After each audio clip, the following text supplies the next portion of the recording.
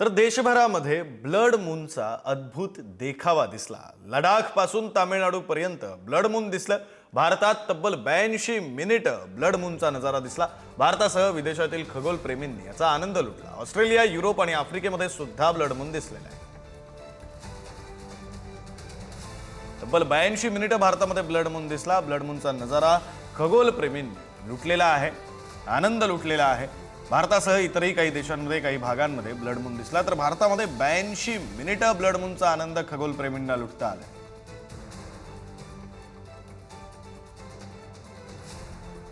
अद्भुत असा हा देखावा, अद्भुत असा हा नजारा, अद्भुत अशी ही दृश्य खगोलप्रेमींनी तब्बल 82 मिनिटं भारतामध्ये पाहिली।